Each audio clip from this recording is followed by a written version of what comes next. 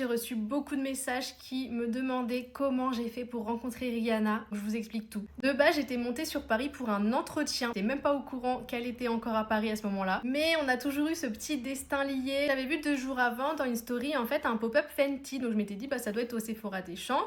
J'irai après mon entretien vu que je serai déjà sur Paris. Je vais au Sephora des Champs et là, sur le chemin, ma cousine qui m'envoie un tweet. C'était marqué que Rihanna était probablement à Paris pour un événement Fenty Air. Il faut savoir que je me suis lancée dans l'influence quand j'ai réussi à m'incruster au Fenty Beauty Lunch de 2017 parce que je me suis dit je ne veux pas louper le prochain. J'ai pas encore la communauté qu'il faut pour être invitée à ce genre d'événement, mais c'est pas grave, la vie m'a remercié autrement après. Tout le monde était un peu choqué que je ne sois pas invitée, puisque si vous ne le savez pas, Rihanna me suit depuis 2018 sur un compte fan. Mon plus grand rêve s'est accompli, je ne dois plus rien à personne.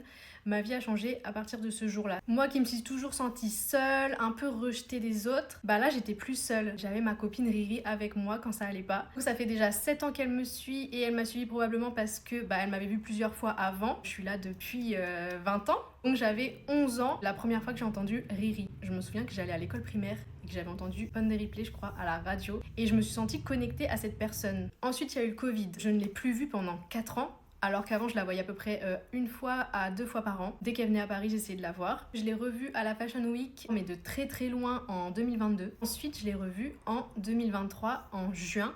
Donc là ça allait faire 2 ans que je l'avais pas vue. C'était hyper rapide, c'était une sortie d'hôtel. La vidéo est sur mon compte. Ce qui s'est passé donc ce jour-là, j'ai eu assez rapidement les infos. On m'a dit que ça allait être très très compliqué d'y aller. Vu que la première fois j'avais réussi, je m'étais dit il faut manifester, il y a toujours un petit espoir jusqu'à la dernière seconde. J'apprends qu'il y a un dîner aussi avant l'événement au Sephora des Champs. Je parle avec une amie qui est très intuitive également, qui me dit qu'il pourrait avoir lieu au Moon Restaurant qui est juste à côté du Sephora, donc c'est très logique. Je me pointe au Moon et j'arrive en bas et je leur dis oui c'est bien ici le dîner Fenty. Ils me disent oui allez-y. J'ai dit non je n'ai pas de table, je ne suis pas invitée, c'était juste pour être sûre.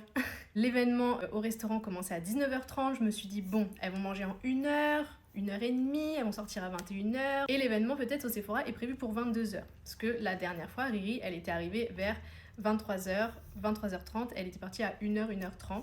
Entre temps on avait trouvé l'entrée par laquelle elle allait arriver. Moi je suis restée devant parce que je voulais absolument parler à chaque personne qui allait sortir de ce Sephora pour demander si je pouvais rentrer. Dans l'après-midi, j'avais même croisé une personne qui travaille chez Fenty que j'avais reconnue. Elle avait pris mes 2 Insta. La première fois, ça s'était un peu passé comme ça. Il y a peut-être du coup une chance. J'avais fait une vidéo YouTube sur ce sujet.